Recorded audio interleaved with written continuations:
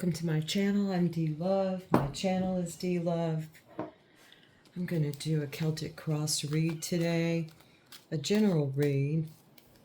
We're shuffling for the heart of the matter, for the community, whatever that is considered, however you see yourself in a community. And if you're watching this read, of course.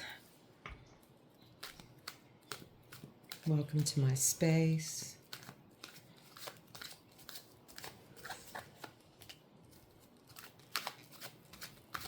We're shuffling for the heart of the matter to begin this read.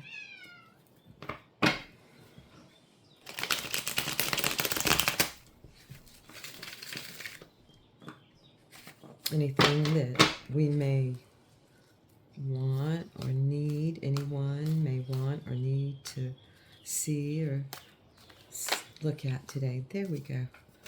We'll start here. Okay. The heart of the matter is the Ace of Discs. That's the potential for all manifestation that we all carry within us and bring with us. And of course it's different. We can think of it as the seed of all manifestations. The crossing energy on this is Dominion, the Two of Wands. It's Mars and Aries. Fire, and it's very fiery, fire and fire. We're coming up on this energy, the time frame for it. It's March, I believe, let me see, March 23rd through March 30th on the Great Wheel. So we're going to feel, we're coming up on really feeling a desire to fulfill and to bring our dominion, the things that we are responsible for in our lives, our desires, our what many call will, into being. And I love it here because it shows two sticks being rubbed together to make fire.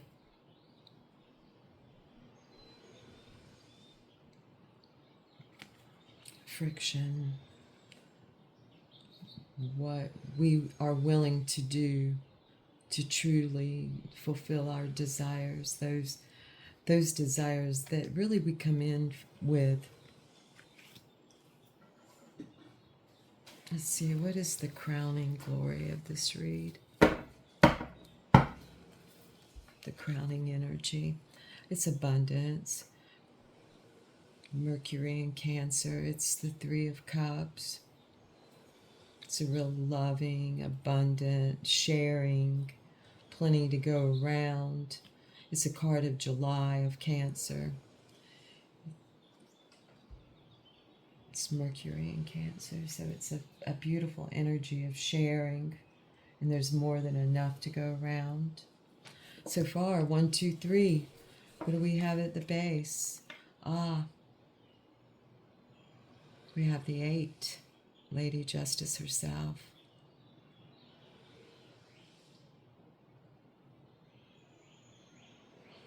Be mindful of our posture at our base.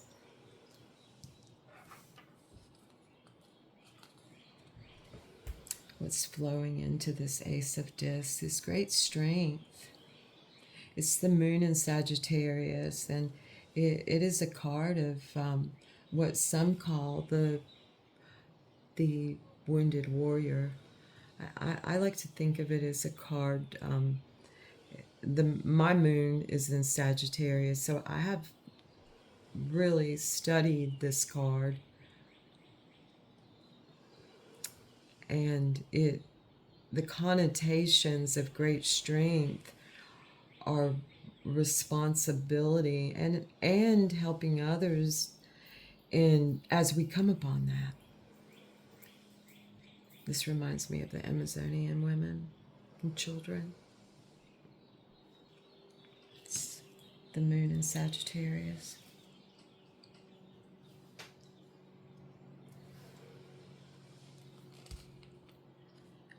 what's flowing out of this energy. It's the beautiful Four of Wands. And Lon Milo Duquette in this deck, the Tarot of Ceremonial Magic, calls this perfected work. And it's Venus and Aries. And we're coming up on their dates, April 11th through April 20th. So we'll feel a real sense of our work for our desires is being fulfilled. And that's what's coming out of all this great strength and the potential before us. We're using it wisely. The we are position of this read, we are victory, the Six of Wands. Let it speak for itself. The card of Leo, we are victory.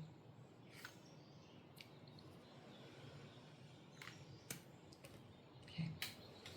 All right, we're victorious. This is all leading us to being this. We are already that. Let's see, and we're vibing the Ace of Swords. Clear-cut thoughts, ideas, ideals, where the light is shining through us, through our minds. We're being pierced with the truth, capital T, truth.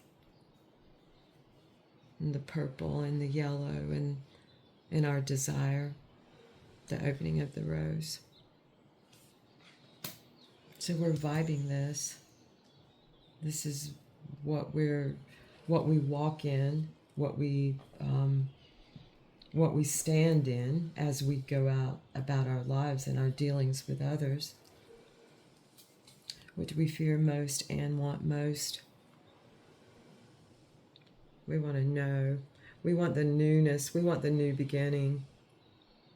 And we want to know the writing on the wall, translate it, understand it, and put it into action. Yet we fear it the most. The cynic in me is not surprised. And I think, again, for the second or third day in the row, our outcome is happy. It's the sun. As love looks different for all of us,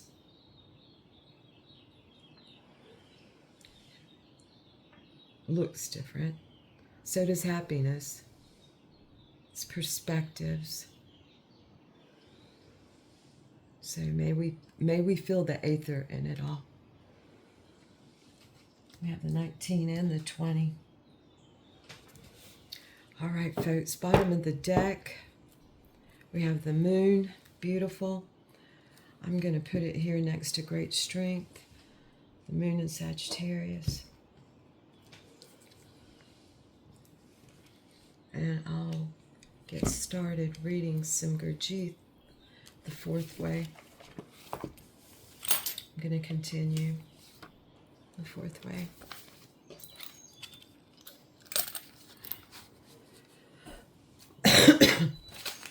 So, this is PDU, Spinsky, and Gurdjieff. So, at the same time as self-observing, we try to be aware of ourselves by holding the sensation of I am here, nothing more. And this is the fact that all Western psychology, without the smallest exception, has missed. Although many people, at that time that may be true, but I think people are in the West are starting to pick up on this. Gratefully, I say that. Although many people came very near to it, they did not recognize the importance of this fact and did not realize that the state of man as he is can be changed. That man can remember himself if he tries for a long time. It is not a question of a day or a month. It is a very long study, and a study of how to remove obstacles, because we do not remember ourselves. We are not conscious of ourselves, owing so many wrong functions, owing to owing to many wrong functions in our machine, and all these functions have to be corrected and put right. When most of these functions are put right, these periods of self-remembering will become longer and longer. And if they become sufficiently long, we shall acquire two new functions. With self-consciousness, which is the third state of consciousness, we acquire a function which is called higher emotional. Although it is equally intellectual, because on this level, there is no difference between intellectual and emotional, such as there is on the ordinary level. And when we come to the state of objective consciousness, we acquire another function, which is called higher mental. So higher emotional and higher mental. Phenomena of what I call supernormal psychology belong to these two functions. And this is why when I made those experiments 25 years ago, I came to the conclusion that experimental work is impossible because it is not a question of experiment, but of changing one's state of consciousness. Okay, and so I'm going to read on. I have a little time left. We'll go on. I have just given you some general ideas. Now try to tell me what you do not understand. What you wish to explain better, what you wish me to explain better. Try to ask any questions you like. Questions, either in relation to what I said or your own questions. In that way, it will be easier to make a start. Question, this is Ouspensky. To attain the higher state of consciousness, it is necessary to be permanently aware of oneself. He poses that statement as a question. Answer, we cannot do that. So there is no question of being permanently aware. We can only talk now about the beginning. We must study ourselves in connection with this division of different functions when we can. When we remember to do it, because in this we depend on chance. When we remember, we must try to be aware of ourselves. This is all we can do.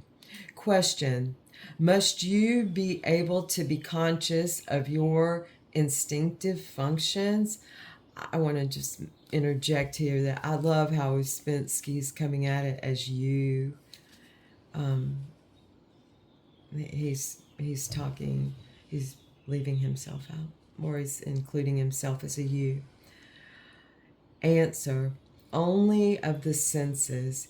Inner instinctive work does not need to become conscious. It is conscious for itself, independently of the intellectual function, and there is no need to increase this.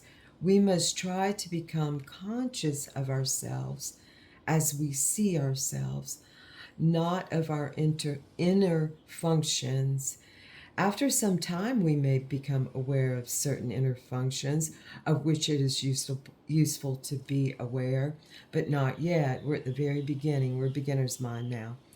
You see, we do not acquire any new feelings. We only classify better our ordinary impressions, the ordinary things we get from life, so we become more distinct from people, from everything. All right, folks, I'm going to end there, and we'll start with the second question on this page.